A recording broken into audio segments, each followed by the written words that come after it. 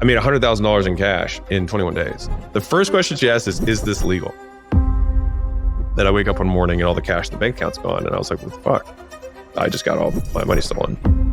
And I was like, I wouldn't stay with me if I were you. I am a sinking ship right now. So from that brink of failure to, what was it at the end of the year? So I spent 48 hours, took a ton of Adderall, and wrote the best sales letter of my life. And then the full next calendar year, we did 26 million and 16 million in EBITDA. Dude, that's insane. So why do a SaaS deal or why do the Skool deal? In my opinion, it was the best deal I've ever done. How much cash did you put up up front? Like almost done. What's a company you would want to go buy right now? I feel like I can rule the world. I know I could be what I want to. I put my all in it like no days off on the road. Sam, I don't know if you've heard this about the story with your wife, Layla, and Yeah. being on the brink of failure. Yeah, wading in the swamp of failure. Yeah, could you take us back there? What was going on? Yeah, so Layla and I we started dating in April of 16. I immediately was like, hey, I've got this idea for this thing called Gym Launch. I want to go fly out to gyms and do turnarounds because I can like fill my gyms up faster than I can build them. By the way, context is at the time you owned a couple of gyms. Yeah, I had five gyms when I met her. And the bank balance looked like what at the time? I was making like 20 grand a month. I know that. So I don't remember what my savings were, but I was making like 20 grand a month in cash flow. And you're like, wait, 5 gyms? It's like, yeah, some of them weren't good. Some of them were, I had 2 corporate locations that were a little smaller. Anyways, but I was like 25, 26. So like I was hood rich, as far as I'm concerned. I could buy whatever I wanted. I could live where I wanted. I could go out to eat, whatever. And so I started the turnaround business and I made $100,000 in cash in 21 days. And I was like, holy shit. I was like, this is awesome. And so I came back and she picked me up from the airport and I had this big stack of contracts. And I was like, hey, we can go on that date because I hadn't taken her on a date in 3 weeks and we'd seen each other every day. So it'd been like 21 days of hanging out and not one date. And so she's like, you promised you'd take me on a date after you did this launch. And I was like, okay. I was like, help me process these. So we processed the contracts. In 45 minutes, she saw it was 100 grand. She was like, holy shit. The first question she asked is this legal? And I was like, yeah, it's legal. And she was like, all right, I'm in. And so she decided to join me. So we went out to the next launch together, a few more launches. And then one of the launch guys that I did really well, the one that I came back with 100 grand for, was like, hey, let's partner. Like instead of, you just doing these gyms and then walking away, let's just open new gyms. I'm a really good operator. I'll just open them behind you and run it. And then if you open up 1 or 2 gyms a month, at the end of the year, you own 24 gyms instead of just like doing the service. And me being me, I was like, of course, money on the table. Why would I not do that? And the fact that he had been indicted for fraud, like it was a misunderstanding, whatever. And he was like, hey, you should sign all the leases for these new locations because I had a little run in, like no big deal. You should do it. And so I personally guarantee the lease and I put all the capital up because, I'm 25 and don't know what I'm doing. And so, of course, we know how this story goes. I crushed the launch at 376, new members, which for like a CrossFit / micro gym is massive to open up with. Then I wake up one morning and all the cash in the bank account's gone. And I was like, what the fuck? And I, hit him up and I was like, dude, what's going on? He's like, oh, that was my half. And I was like, what do you mean your half? I was like, you just took all the money out. He's like, well, I know you've been skimming. And I was like, what? I was like, I'm here. What? I'm here every time. What so I came to him with all the bank accounts, like every transaction highlighted. And I was like, hey, let's go through this. Like, I just want to make sure we're good. And he threw it off the table. He's like, I don't need to see that shit. And I was like, oh, okay. I now understand what happened. Like, okay. So I just got all my money stolen. And when that had happened, I had decided to go all in on that business. So I sold my gyms and I put all that cash in that account. So the cash that I used to open the gym and the subsequent cash that came, all of that was pooled into one place, but that was what I had sold all my gyms for. And so when he emptied that, I had basically the 5 years I had built my gyms, I had nothing. And so that sucked. And so Layla was like, dust it off, forget the whole like build and whatever. Like, let's just go back to the turnaround model. Like you made money doing that. Like, let's do that. And I was like, all right, we'll do that. And so the next launch that's supposed to happen is in California. There's a guy who hits me up randomly on Instagram, says, hey, do you have work for me? I've got a kid on the way and I've got a 1-year-old. I need the money. And it just so happened he lived 10 minutes away from the one gym that we were going to launch in the world. And so I was like, dude, do this launch for me. So he does 100 grand in sales in 28 days. And all of a sudden though, as I'm like, normally I know my deposits always hit on Tuesdays over the weekends. And so Tuesday hits and I'm like, there's no deposit. I'm like, we're processing the contracts. Like, what's going on? I call up MindBody, which is Heartland was the processor they integrated with at the time. And they they give me the runaround and they're like, oh, it's a standard annual review. And I was like, okay. And no Wednesday, no Thursday, no Friday, no Saturday. Then it's the weekend again. And then Tuesday comes back and no deposit. And I was like, dude, what the fuck? So they said, no, you're still in the annual review. So I did it one more week and now it's Christmas Eve. And I had about 23 grand left after all the money it was basically my checking was what was left from all that other stuff. And so they got on the phone. I said, I'm not getting off. It's Christmas Eve. I need to pay my guys. Like, what the hell? And they said, we're going to hold on to this for 6 months because it's a regular activity. Because I was processing these turnaround gyms through my brick and mortar location. I didn't know how processing works. So I was like, I'm flying into Calgary, Canada, doing a turnaround, running it through Huntington Beach, California for an in-person transaction. Like I didn't know how it worked. And so they were like, this is weird. We're going to hold on to the funds.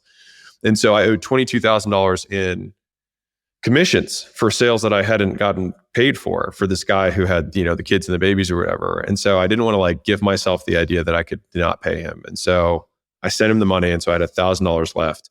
It's Christmas. We're at Layla's family's house. I'm stressed the fuck out because I just lost all my money in the last two. Like I got the money stolen.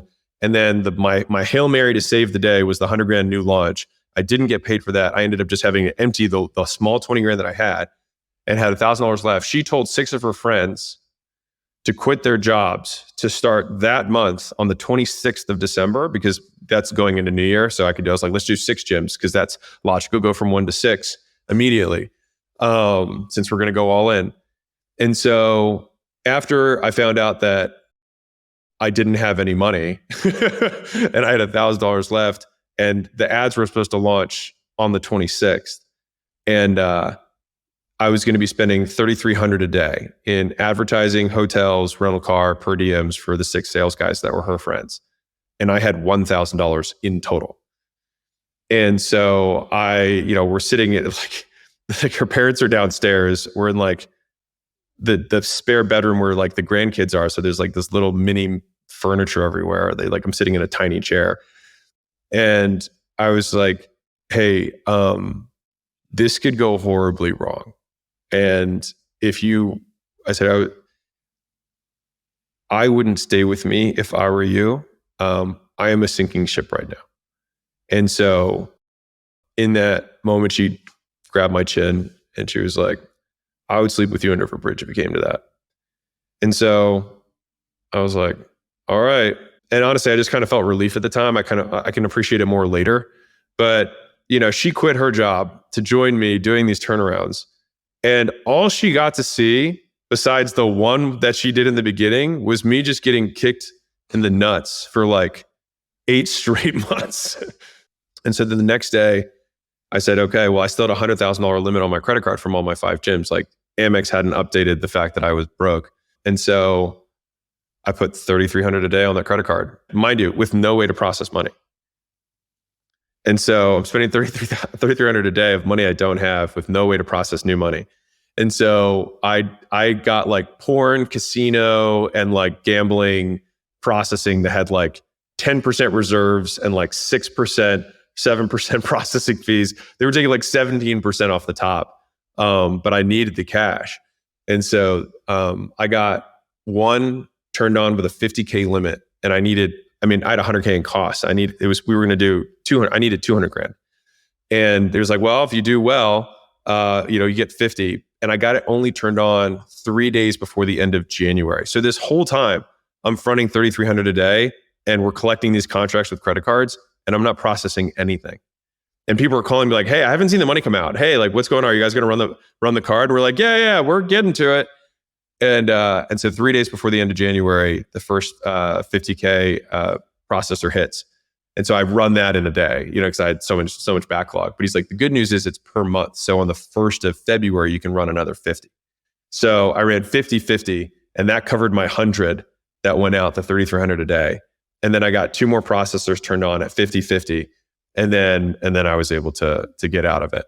There's also another crash that happens after that, where I lost it all again 3 months later.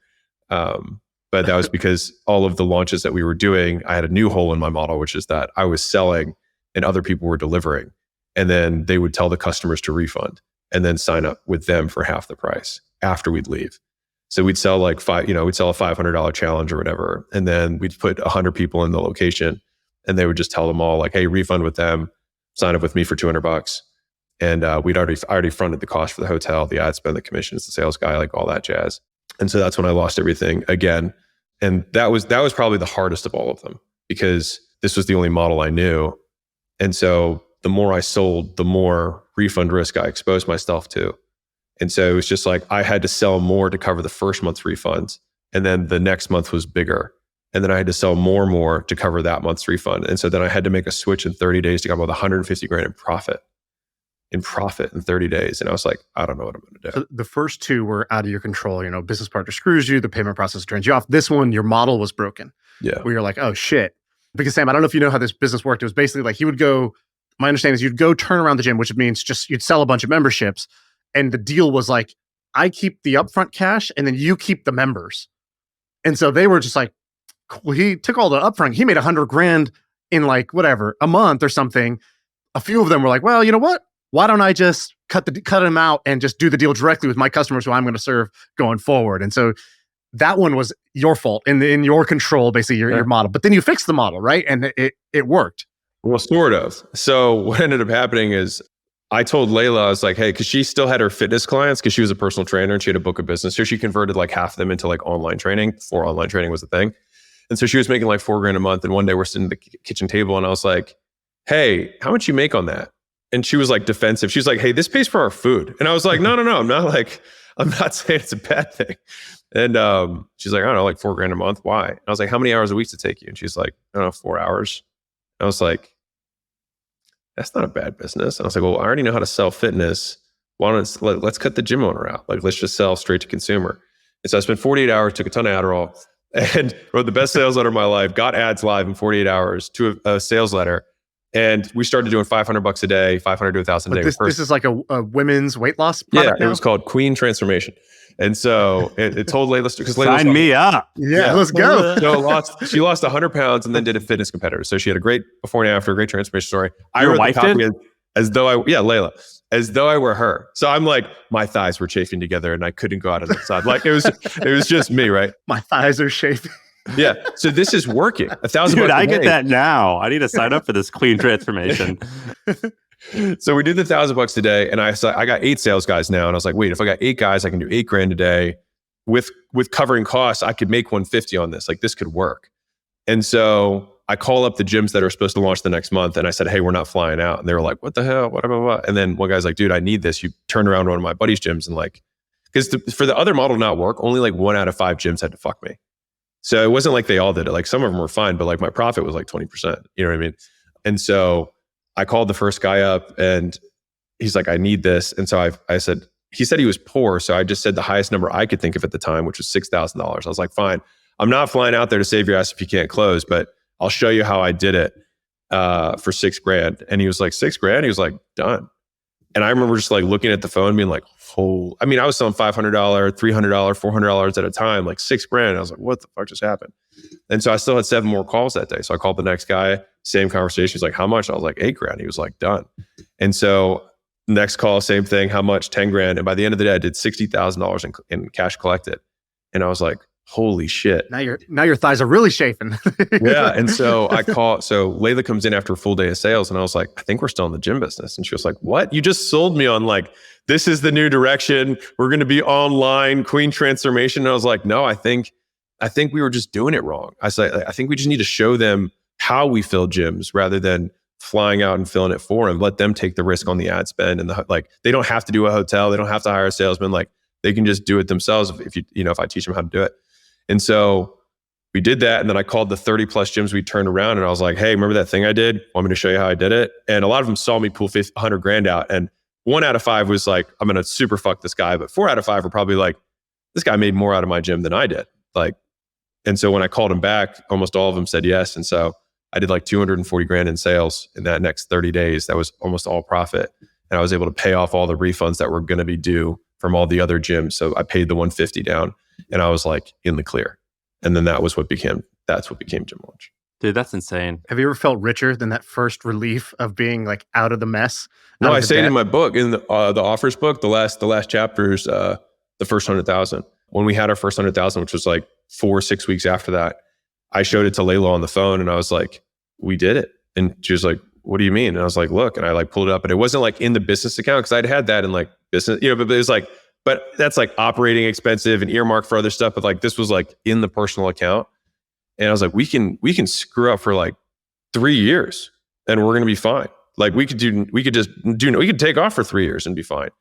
And to this day, it is 100% the richest I've ever felt. And I think it's because of relative change in wealth. Because I have thought about it. Because it's like if you go from $1,000 to $100,000, it's 100x increase in wealth in a month. By the way, the end of that story is like within the first 12 months, there's some like ridiculous benchmark that you guys hit, right? So from that brink of failure to what was it at the end of a year? Yeah. So we did December 26th of 2016, processor shuts me down and I make the big bet and Layla says, I'll go with you under a bridge, and it's $3,300 a day. It takes 4 or 5 months for me to realize the new model where I fly out to gyms has this big refund problem. And so now we're into May of 17. I flip during that kind of like April, May-ish, the model. And we start doing the licensing model, and it goes like 400, 700, a million, 1.2, 1.5, like into the end of the year. So we ended up with like 6.8 million top line. And I think we did 3 million in profit.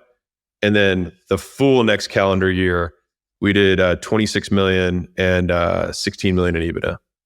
That's insane. Yeah, it was wild. It was just as wild for me, for anyone who's listening. Like, I actually think it took me like 3 years to acclimate to the wealth that we were making. It was probably like 2019-ish, like end of 2019, 2020 is when I started to like realize how much money that we were making. Cause I didn't adjust my living. Like we did buy a house. It's like 3 years later, one day you just woke up and you were like, holy shit, I feel good. Wait a minute, what is this? Yeah, well, it's like, because we took out 42 million in distributions prior to selling it. And so that's why the sale was not like we got a ton of notoriety from the sale, but in terms of material change in living, like it wasn't a massive step up. Sam, have you actually read his offers book? The purple one. I read the purple one. Hey, no, I'd read. I read it. No, it was Leads, I thought. Bro, you can't the Leads call one. it the purple one and then say, bro, I read. Sorry. Leads. Well, they're all like the same cover, just different, but they're like the same thing. No, I read they're like the same color. Yeah, the lighting makes it look like they're more similar than they are. I read the Leads one. All right, so the compliment is, Alex, you have a very useful thing on offers that I read a bit of the book. So I read like the first 20% of the book and I was like, sweet, got it, ready to act. Don't need the rest of this book right now. Knew exactly what I needed to do. And it really wasn't actually something super specific in the book. It was just implanting the idea. You sparked an idea in my head of how do you make somebody an offer so good that they would be stupid to turn you down?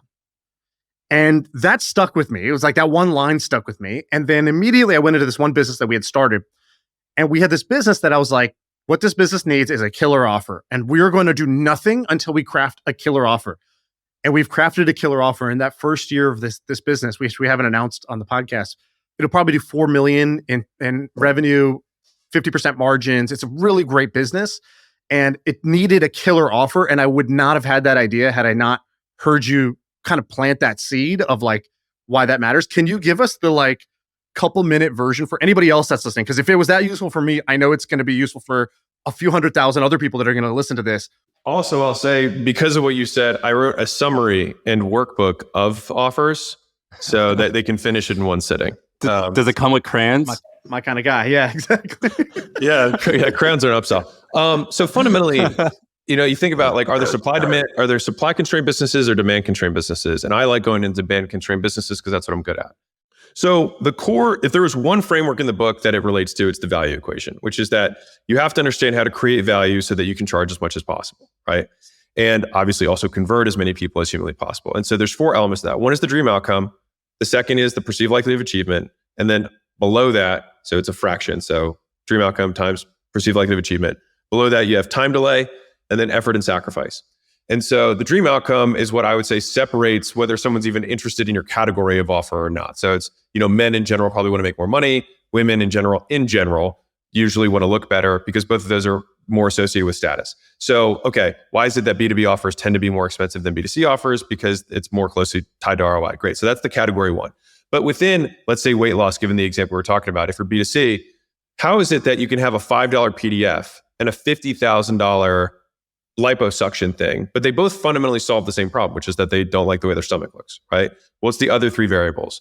And so the next is perceived likelihood of achievement. So taking the liposuction example, if you're a surgeon or you're a girl and you're thinking about getting liposuction, and there's one surgeon that's just fresh out of medical school, hasn't done a surgery yet, and there's another physician who's got 10,000, 5 stars or surgeries under his belt. Who do you go to? The guy with 10,000. Why? And the crazy thing is that it's the same procedure, but the perceived likelihood of achievement that you're going to get what you want is significantly higher. And so you pay for that premium because the equal opposite of this is risk, right? And so how do we decrease risk? So you have this dream outcome and you want it to be absolutely certain that you're going to achieve it. And so it's the category. And then there's things you do in the offer, like that's where guarantees come into play, is how can I further decrease the risk associated with that? And then we have the bottom side of the equation, which is time delay. So how far between when they buy and when they get. And so to use the example of personal training versus the liposuction, personal training, you got to arm wrestle somebody for an hour to get them to buy a $2,000 package of personal training. And the reason for that is because they might get their six pack, 12 to 18 months later.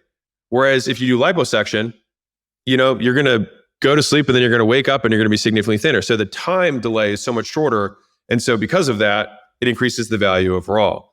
And then finally, you have effort and sacrifice, which effort are things that you have to begin doing that you don't want to do as a result of a purchase. So in the personal training example, you got to wake up early, you got to be sore. That's the effort side. You have to stop, sacrifice is the things you have to stop doing that you want to keep doing. So it's like, you got to stop Taco Tuesday. You got to stop sleeping in because you got to do it in the morning. So it's both sides of the same coin, effort and sacrifice.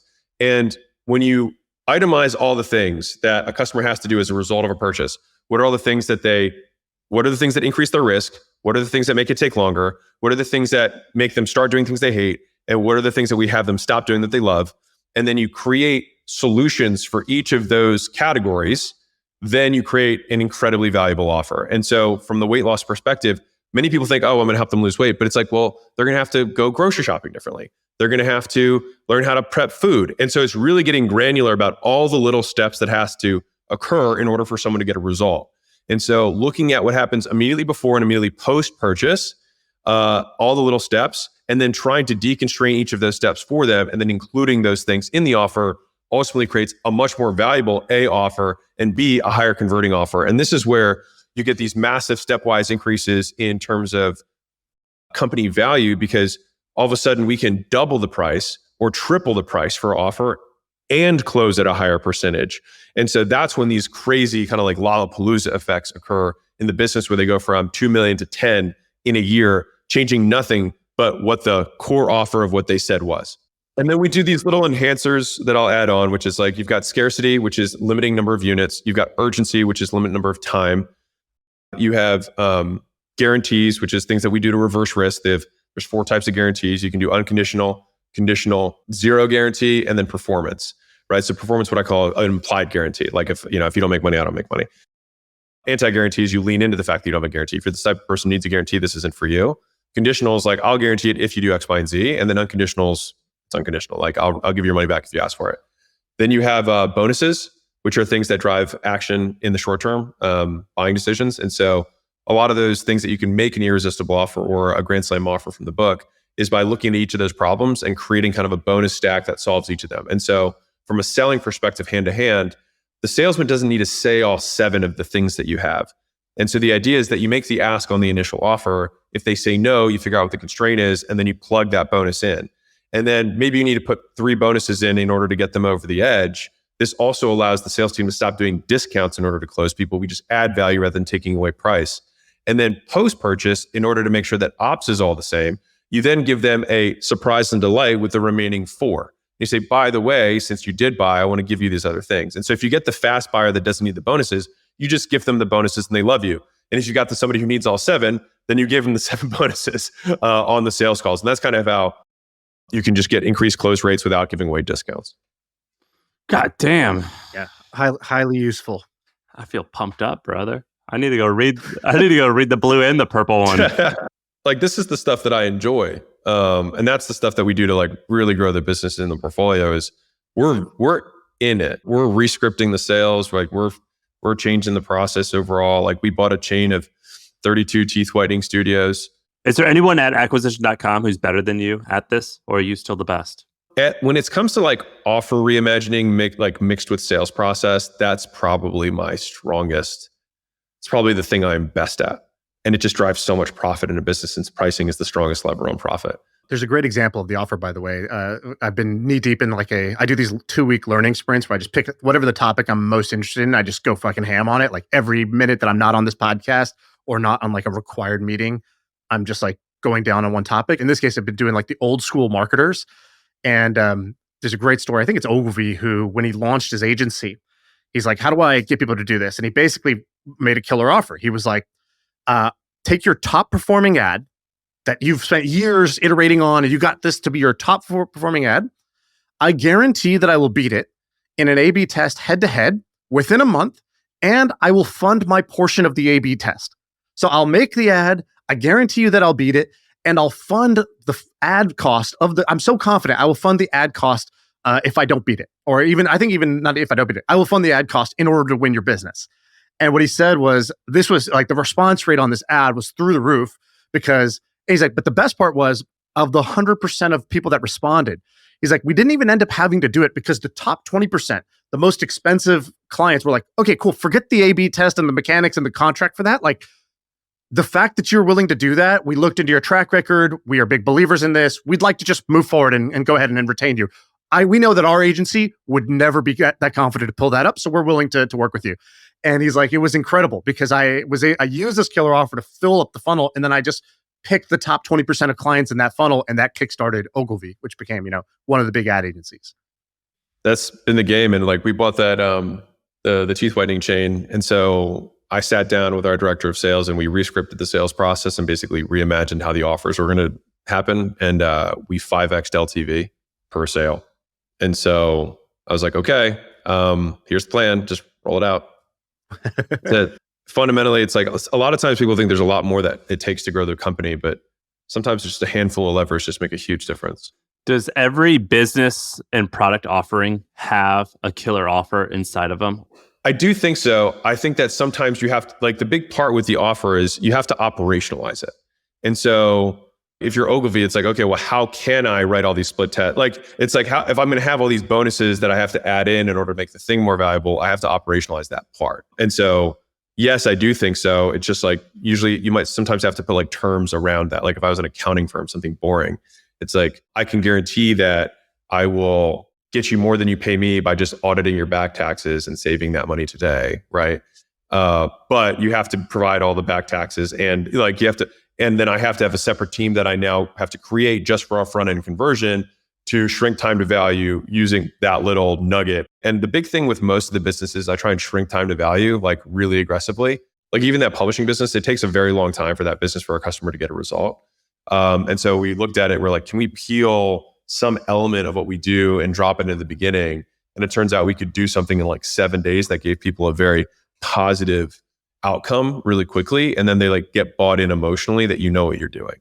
And to further on the point, I think that probably a major difference between like the Tiny/Wilkinson model and how we do it is that we are operators. And so the investment strategy has slowly, continues to, move over time, but it's been fewer, bigger deals that we have larger percentages of that we do more for. And it's just like, basically, the more we work on the business, the more money we make. And so if we're going to work on it, then it might as well be big. Dude, you did that Skool deal, right? We had Sam on the pod. Interesting guy. Sam Ovens, we're talking about Skool.com. Is it Skool.com? Yeah. He, one of the oddest people you'll ever have a conversation with, but odd in the best possible way. So one time I was with him. It was my wife, me, and Sam Ovens. We're sitting at we're at a party or something, and him and my wife get along great because my wife and I both love like quirky people. He's extreme quirky. It gets to a lull in the conversation where there's probably a 5-second silence where we're thinking about what we're going to say next. And he looks at my wife and he goes, I delivered my baby. And, and we both look at each other and like, what? He goes, I delivered my baby.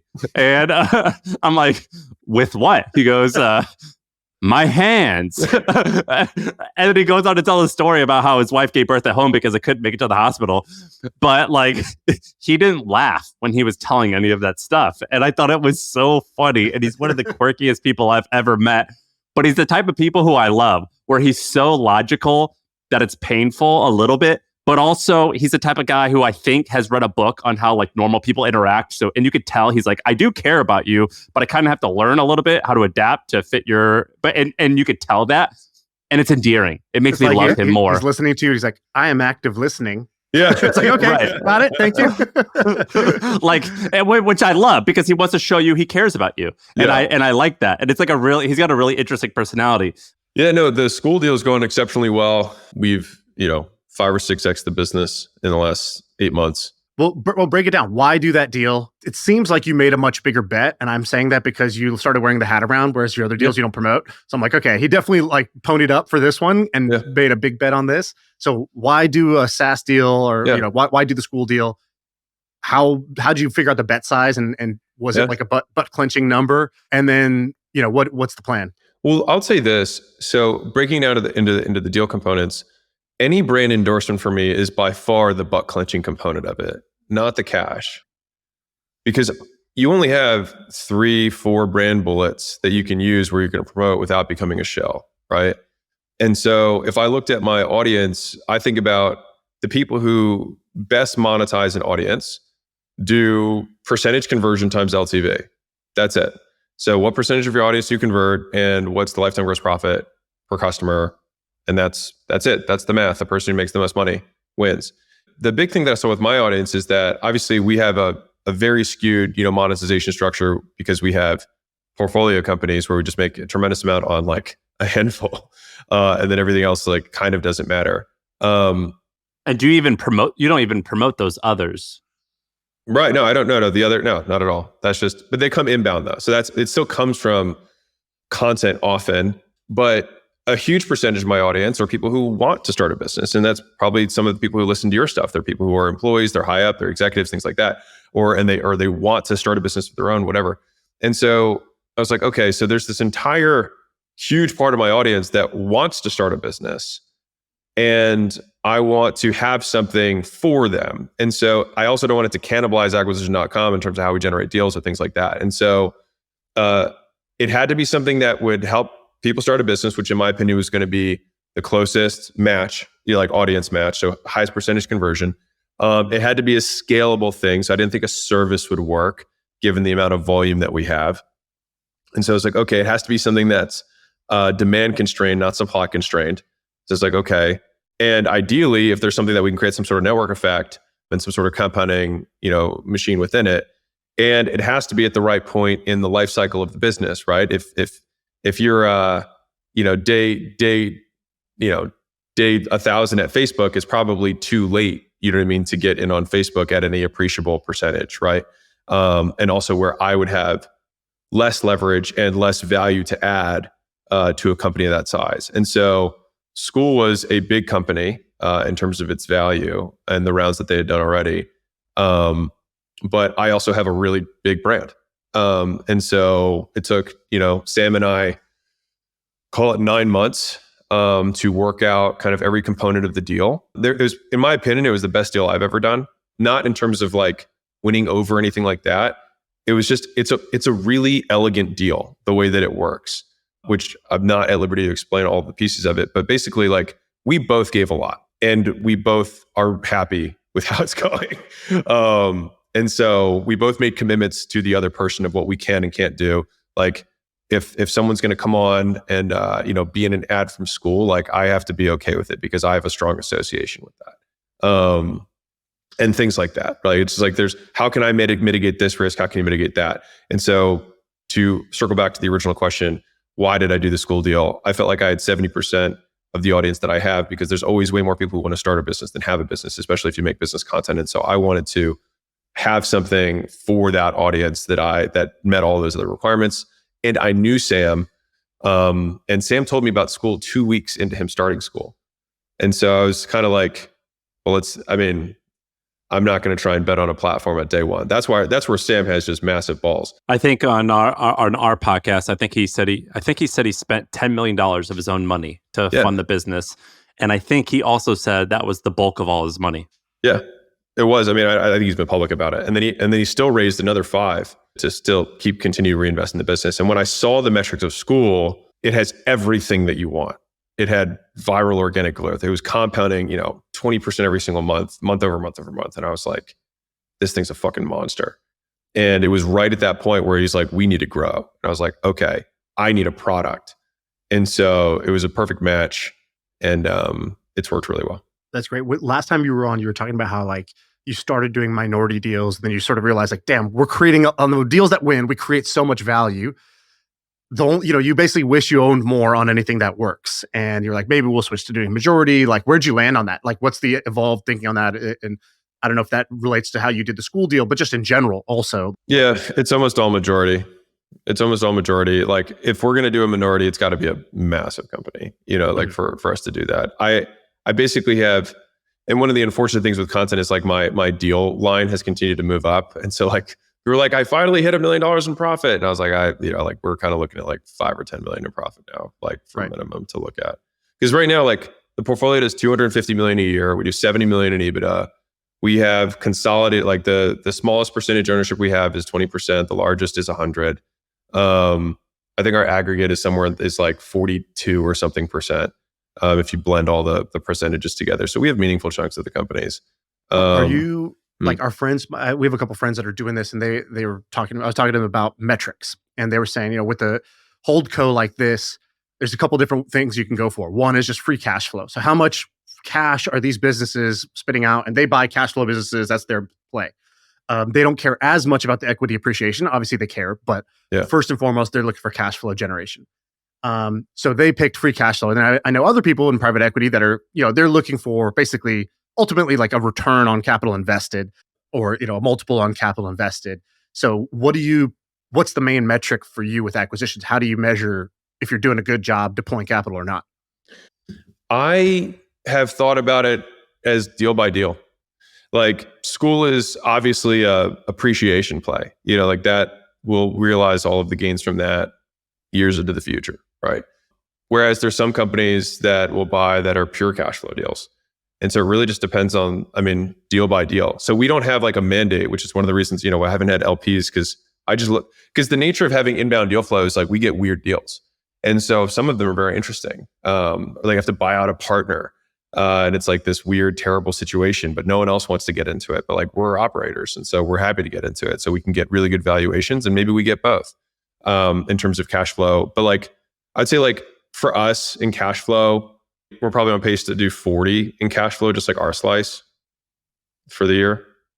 That's incredible. And how much capital did it take to get to that? Right. Because that's the skill. That's the finesse. If it takes $1 billion to generate 40 of cash flow, that's one thing. If it took 50 million to generate 40, that's incredible, right? Not a lot. And it's been mostly because what Layla and I have realized in this process is that we're better at building. Better at building than buying?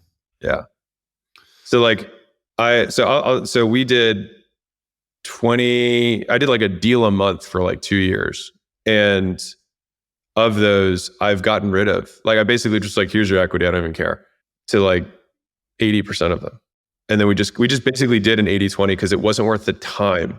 I was like, you can keep the cash and I will give you the equity back. I don't like this. It's just not worth the time anymore. But like the largest 2 companies in the portfolio together will do 150 million. And we own very large chunks of those companies with probably consolidated some like 60, like a lot of EBITDA. When you say build, you don't mean incubate like from scratch. You're saying once we get in there, we just do a shit ton of work and we kind of run the business. Yeah. So like the company that's doing 110 right now, which is the largest in the portfolio. Can you say which one? No, I don't do any names besides Skool. All good. It's a B2C business, business consumer business, but it did 2 million in trailing 12 months when we got in. And so we own 29% of the business. And this year it'll do on its own between 35 and 40 million in EBITDA. Wow. What was the unlock for that one? well, what did you guys do that cranked it up so much? Because that's I'll tell you. a I'll massive tell you all outlier, the stuff right? we did. So, And by the way, you still only have 30% of it? yeah, stuff 29%. It hasn't changed. So in the beginning, it was just basically a handful of founders that were together, and they'd figured out a way to generate positive ROI on the front end in terms of getting customers, but they had no backend. Can you say category like e-com, licensing, like just like a general archetype? Publishing. Yeah, it's publishing business. And so they were getting like 3-to-1 upfront LTV to CAC. And so I was like, hey man, wouldn't it be cool if we sold our customers something else? And this is actually a really funny story if you guys want to hear it. So we're negotiating this deal and we're like right near the end, and we all agreed we need to have some sort of second upsell, some sort of back end that's going to build some sort of continuity, whatever. And so they were like, we've already got it. We've already built it all out. We're super passionate about it. We want to show people how to build a business like this. And I was like, that's not, it was a B2C business. It's like it helps publish books, like things like that. Right. And I was like, this has nothing to do with what we do. And they're like, no, we're passionate about it. We know our customers are going to be passionate about it too, if we're passionate about it. And so I was like, this is kind of a deal breaker for me. Like, I don't want to do that. And they're like, well, it's done. So I said, okay. And we're pretty much at the point where we're going to walk away. I said, crazy idea. Why don't you just survey the audience and put your offer next to my offer and just see which one they want? And I was like, and if they want your offer more, I was like, I'll kill myself and we won't do this deal. And I was like, and if they do want it, we do the deal. And they were like, fine. And so we ran it, and 85% of people wanted my offer. And my offer was more of that thing you just bought. And so it was a great moment. Everybody came together. So we did the deal. And then we built out that back end, which 1.9x LTV, which is now we've actually increased it. So it's 2.2x LTV. And so we kept the same 3-to-1, but we were able to 5x advertising in terms of how much we could advertise and spend so we could be profitable. Which is basically, I mean, this is just like any digital marketer who's been in the game for 10 years or, like this is the game. This is pretty standard shit. Yeah, but every business owner has blind spots, right? Yeah, of course. So many businesses I look at, it's like, oh yeah, we have 5x ROAS. It's like, cool, why aren't you spending more? Yeah.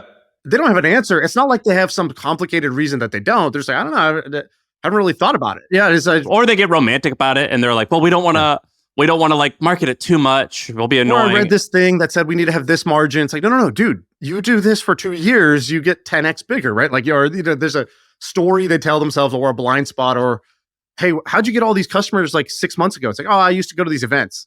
It's like, do you go to those events anymore? No, I got tired of it.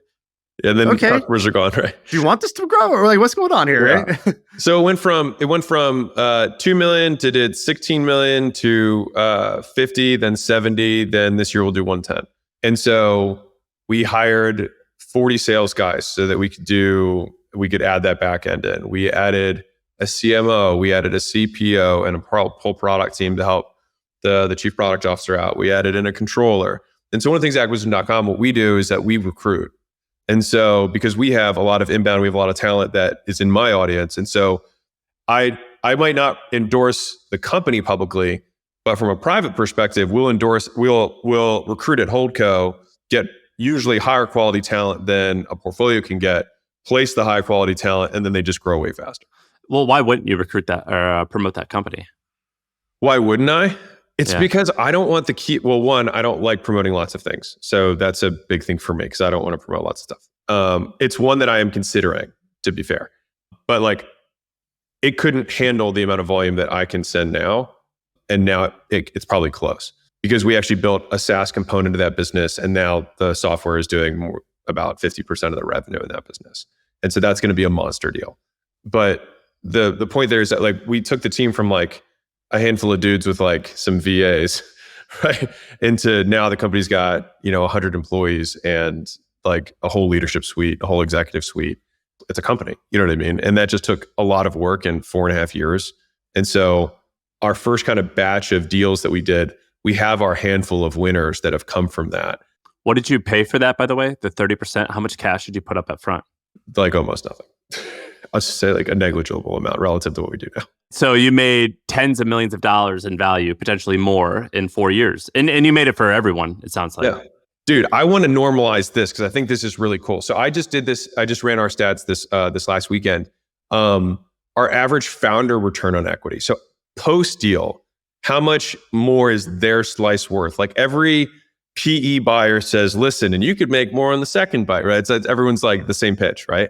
So our average founder return on equity, net of the chunk that we now own, is 13x. Yeah, that's silly. That's silly. That's crazy. Right. So it's like at that point, I was like, you should pay me. Well, dude, so I did a deal that was similar. I can talk about it now because the numbers have come out a little bit, which was this deal that at the time was called Shepherd, and now it's called Somewhere. So it's somewhere.com. It's basically a way you can hire like top talent overseas. So, in the US, that same role for a developer might be 150 grand, 180 grand. A lot of business owners don't want to do that. They're trying to be more profitable. Cheaper in that? Yeah. So Nick was in the business, and then I wanted to join. I like that blueprint. So I was like, okay, that's a business I'm either going to start, I'm going to buy into, I'm going to do something. I tested all the services out, and I was like, okay, I like this one. So I approached Marshall and cut a deal that I thought was so good for me, which is my objective when I do a deal, is it has to be good for me. I'm not going to do a deal that's bad for me, but I want it to be good for both sides. Sure. But if I'm being honest, in my heart of hearts, I was like, I think this is a good deal for him and a great deal for me. Yeah. Turns out I had it like totally flipped. So what ended up happening was we put in a small amount of money, and then actually, but the business was already making millions of dollars a year of profit. And so I was like, I can't value you this low, but I'm bringing value that's not cash. Sure. So how are we going to do this? And they were like, look, how about we do this? And this was Nick's idea, actually. Nick was like, the business will loan you the money to buy your shares. And I was like, sick. Okay, you're going to give me the money to buy you? All right, sign me up. Say no more. Yeah. And that's when I was like, okay, this is an incredible deal for me, and it's a really good deal for them because I knew I was going to grow the business. Sure. I didn't know exactly by how much and by how long it would take and all that. And what ended up happening was, at the time, I think Marshall had an opportunity to sell the business something in the range of, let's call it like $15 million. That's what he's looking at. He didn't want to sell. He believed in the business, so he decided not to sell. But he had gone out and looked at offers, and that was like kind of where a realistic deal might have got done.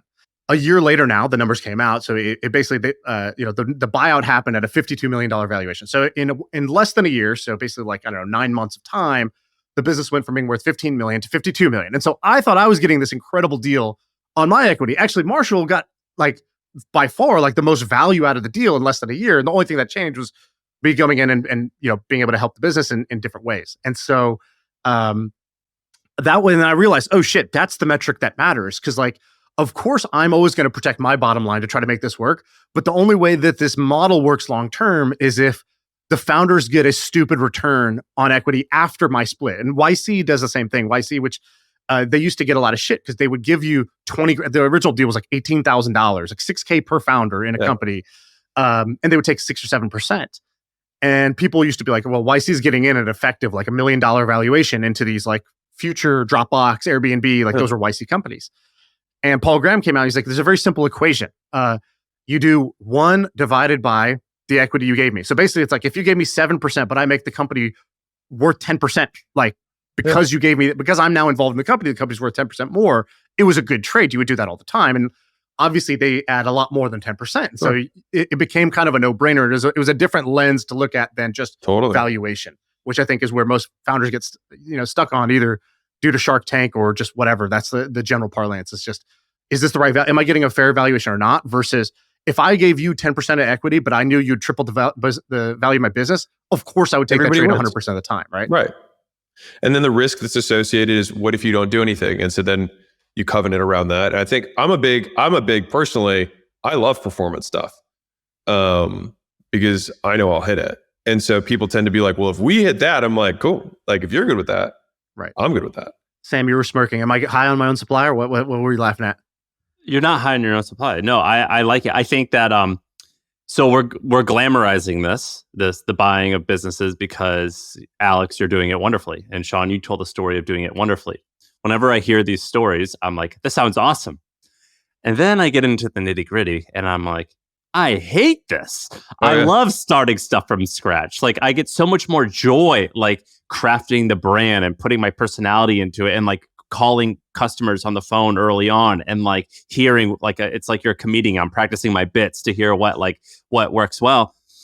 I love that so much more than having to buy things, because I just think makes my soul feel better. And now we could debate all day if the numbers make sense for you. And both those examples that you guys gave, the numbers like make so much more sense. And it's hard to create that much value in 4 years, starting something from scratch. And so what I want to know, do you feel that way? I mean, you started something from like, do you ever like get a little bit of that vibe when you're starting something from scratch? So the like, artists regret. The artists regret. Yeah, you're like, dude, I'm producing all these artists. I'm not actually writing songs. You know what I'm saying? Well, like I miss that art. It's actually more like the analogy would be like a label. You're a label, sure, whatever. So then you get to go be in the studio. I get that. I would say first off, I do consider myself a businessman. So if I were to like give myself a title, I feel like that's probably most appropriate. That being said, I do get a lot of the stuff that I like a lot, which is the big picture decisions, which is like, what big bets are we going to make? Like, I love that stuff. Like, okay, we're like, what's our one big bet for the year? And then spending a tremendous amount of time doing research and being like, okay, this is where we're going to go. And this is how we're going to What's an example of a bet you made a year and a half or 2 years ago? The software component for the publishing business. So It was not that. It was basically a consumer service business, fundamentally, like education and service, whatever. And it was, I think the revenue is 50-50 split between the two. And so I was like, we have to put some sort of software thing in here that we can facilitate. So either we get a tech-enabled service multiple or we just get a pure SaaS multiple. And so it was a year and a half ago. And we started putting a few $1 million into developing the software that now has just had a tremendous uptake rate, has improved conversion rates, improved client success scores, all of these things.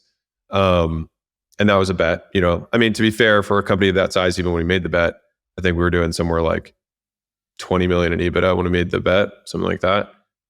So, you know, betting 10% or 15% of net free cash is not like a massive bet. But from a resources perspective of the attention of the leadership team, that was where the big bet was. And so kind of like the point with the brand versus the cash, like if I'm going to do a deal and I promote it, the biggest slice that I'm giving is the audience and the attention, not the cash. What's a company you would want to go buy right now? Let's say you had the money today. What type of company would you go buy?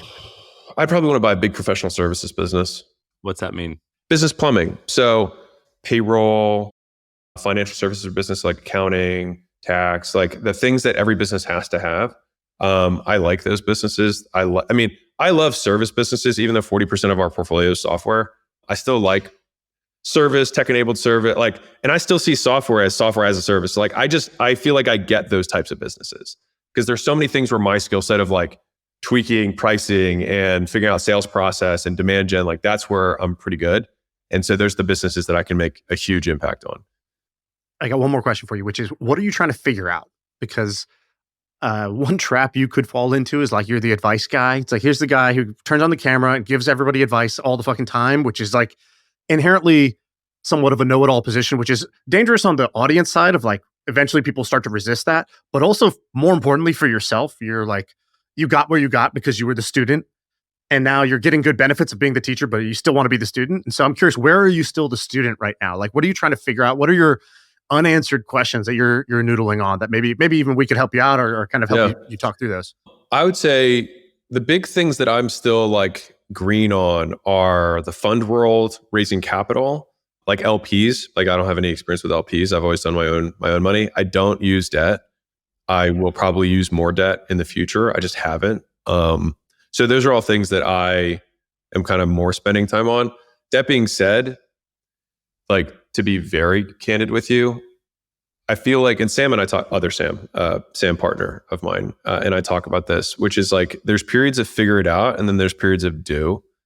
Like I'm in a period of do right now. And then when I get to a constraint, because right now the plan of like grow more media, grow the companies has been working. And so I want to do more better, not new. And so I'm going to continue to do more better until more better stops working. And then I will look at something new. So like in terms of where I see my deficiencies from the private equity perspective, LPs and debt are things that I would say that are weaknesses of mine in terms of understanding, just because I've used my own capital. But in terms of limits for the business right now, I think the biggest threat is always focus. And so that's why I try and say no to everything. Except coming on this podcast because we're your boys. Dude, you're the man. You guys are the man. I'm happy you're feeling healthy. You're looking good, as always. We appreciate you. Is that the pod, Shaan? That's it. I feel like I can rule the world. I know I could be what I want to. I put my all in it like no days off. On the road, let's travel, never looking back.